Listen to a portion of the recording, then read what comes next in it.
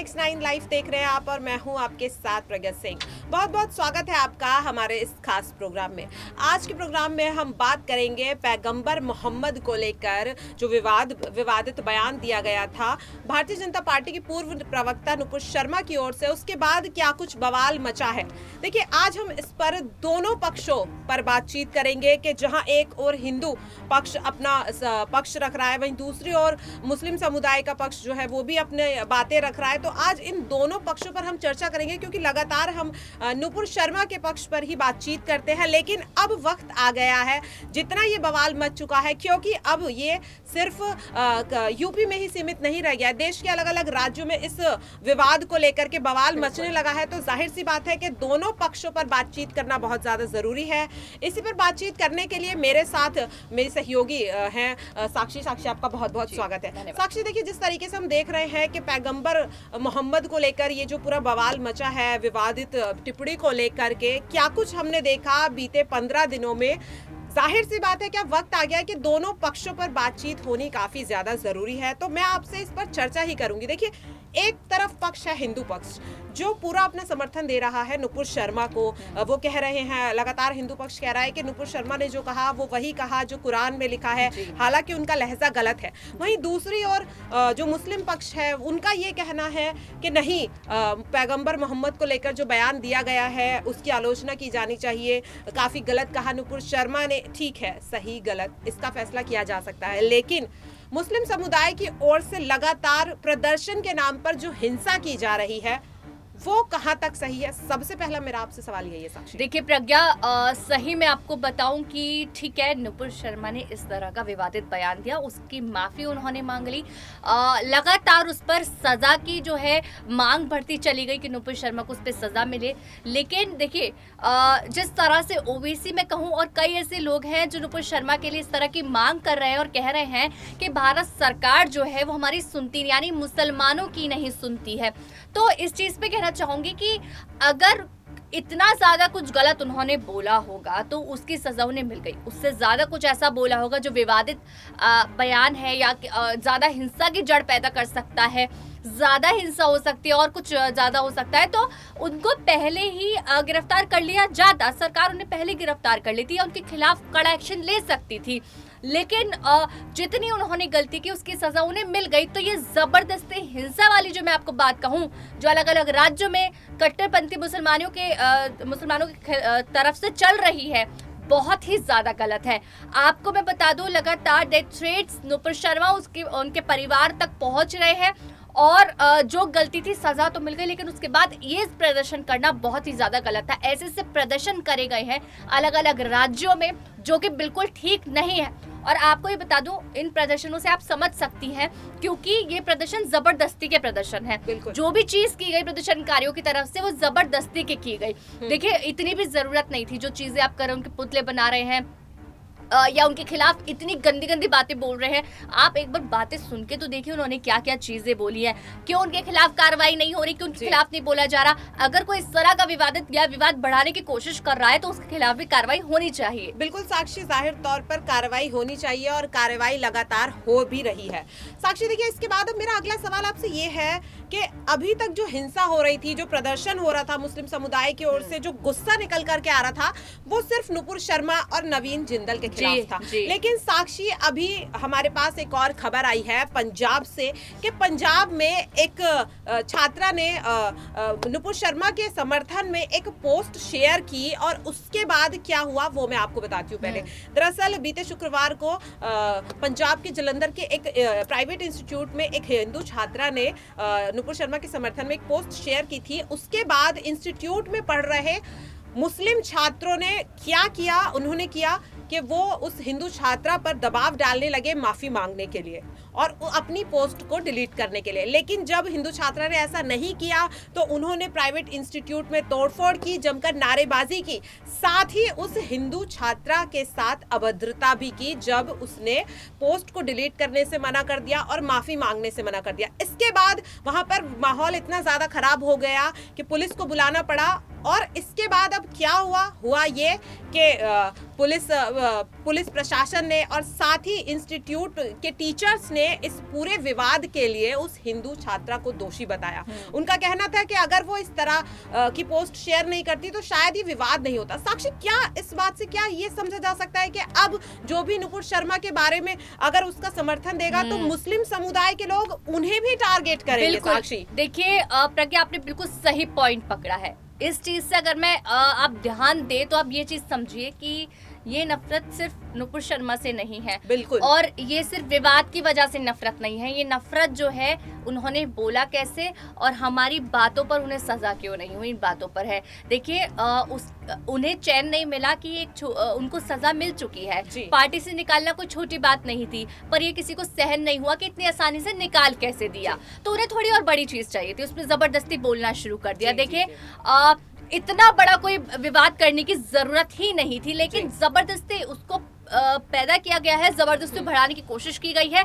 पता है थोड़े समय से क्या चीजें चल रही हैं उनको लेकर, तो इस पे बोलना जरूरी था। अब आप देखिए अच्छा, मैं आपको ना यहाँ पर ही रोकना चाहूंगी। चलिए, ये तो हमने की नुपुर शर्मा के समर्थन में हुई जो बात थी, ठीक है। अब हम थोड़ा मुस्लिम समुदाय के पक्ष की ओर की भी बात कर लेते। तो देखिए, जिस तरह से सीएम योगी के आदेश पर जो दोषी पाए गए हैं कानपुर हिंसा में, उनके घरों पर बुलडोजर चलाया जा रहा है। तो देखिए, जिनके घरों पर बुलडोजर चलाया गया है उनका भी ये कहना है कि आखिर सीएम योगी इस बात का फैसला लेने वाले कौन होते हैं कि हमारा घर अवैध है या फिर वो दोषी हैं। इस बात का फैसला तो कानून को करना चाहिए। तो साक्षी, इस पर क्या कहना चाहेंगे कि आखिर क्यों सीएम योगी खुद ही अपनी अदालत चला रहे हैं? आखिर किस बिना पर सीएम योगी ये आदेश दे रहे हैं कि उनके घर पर बुलडोजर चलाया जाना चाहिए? क्योंकि ये काम तो पुलिस का है, कानून का है, सरकार का है। जी, सरकार का है। यूपी में किसकी सरकार है? यूपी में सीएम योगी आदित्यनाथ की सरकार है। अगर यूपी में इस तरह से ये चीजें होंगी, देखिए इन्हें रोकने वाला, अगर यूपी में सीएम बनाया गया है, मुख्यमंत्री बनाया गया है, उस पद पे बैठाया गया है, तो कोई निर्णय लेने के लिए बैठाया गया है, उन चीजों पर कुछ समझने के लिए। अगर कोई आरोपी है, अगर कोई इस तरह से काम करेगा तो उनके खिलाफ एक्शन कौन लेगा? अब सीएम योगी इंतजार तो करेंगे नहीं कि आगे ये केस जाए और कई सालों बाद आके इस पे जो है रिवर्ट आए या फिर उसके बाद एक्शन लिया जाए। अगर किसी ने वहां पर इस तरह हिंसा फैलाने की कोशिश की है तो उनके खिलाफ तुरंत कार्रवाई की गई है, और ये योगी कैबिनेट 2.0 में ही किया गया है। तो अगर उन्होंने कुछ हिंसा पैदा करने वाला काम किया है, जबरदस्ती हिंसा बढ़ाने का काम किया है, इस तरह का प्रदर्शन किया है जो कि खिलाफ है। अब आप ये देखिए क्यों फिर सीएम योगी ने अपनी ही पार्टी से जो अब पूर्व प्रवक्ता हो चुकी है नुपुर शर्मा को क्यों निकाला? नहीं निकालते, उन्हें भी आगे पहले ही फैसला भेज देना था। लेकिन साक्षी, इसमें अगर मैं बात करूं फिल्म अभिनेता नसरुद्दीन शाह की, तो उन्होंने ये कहा कि नुपुर शर्मा ने जो टिप्पणी दी, ठीक है, जब उन्होंने ये टिप्पणी दी तब वो बीजेपी की प्रवक्ता थी, लेकिन अगर वो प्रवक्ता नहीं होती और तब उनके द्वारा इस तरह की टिप्पणी की जाती तो तब क्या किया जाता भारतीय जनता पार्टी की ओर से? क्योंकि तब तो वो प्रवक्ता भी नहीं थी, उनका पार्टी से कोई लेना देना नहीं था।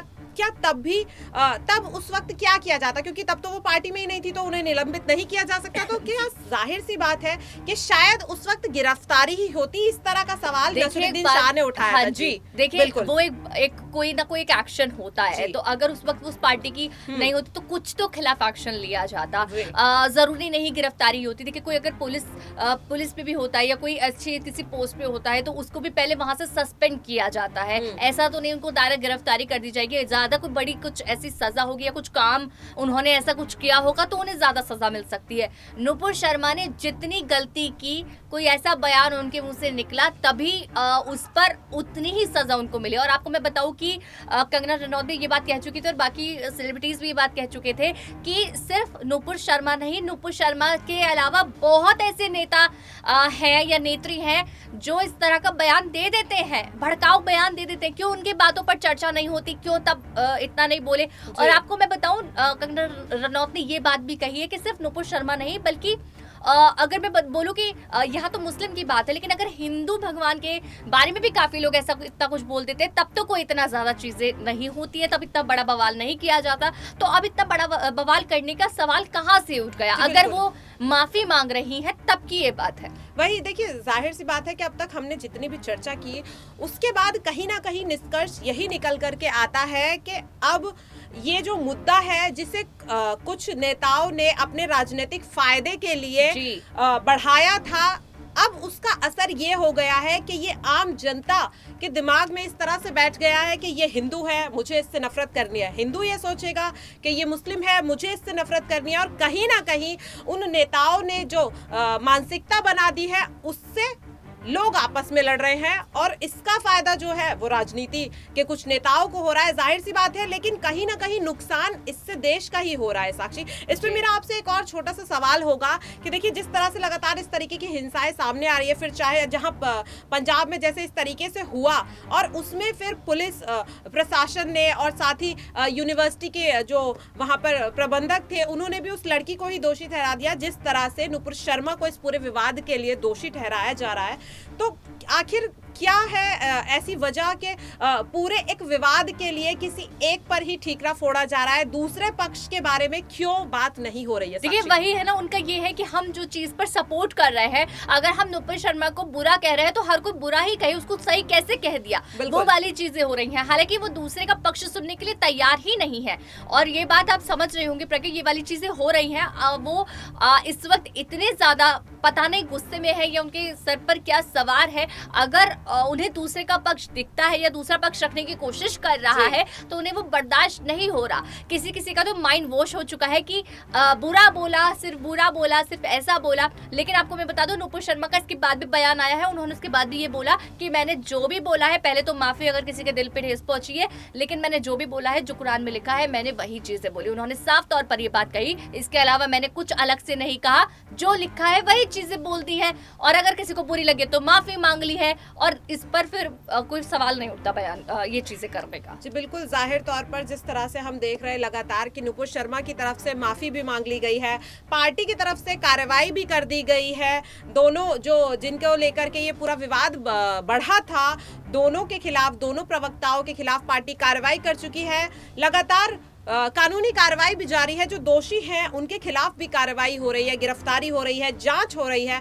लेकिन बावजूद इसके पैगंबर मोहम्मद को लेकर के ये जो पूरा विवाद जो शुरू हुआ था वो अभी भी थमने का नाम नहीं ले रहा है। और सवाल यही है कि आखिरकार कब जाकर थमेगा पैगंबर मोहम्मद के बयान को लेकर के शुरू हुआ ये विवाद। लगातार हम आपको इस पर अपडेट भी दे रहे हैं, आगे भी देते रहेंगे। फिलहाल के लिए इस प्रोग्राम में इतना ही। बाकी ऐसी ही तमाम अपडेट से जुड़े रहने के लिए देखते रहिए नेक्स्ट 9 लाइव। नमस्कार।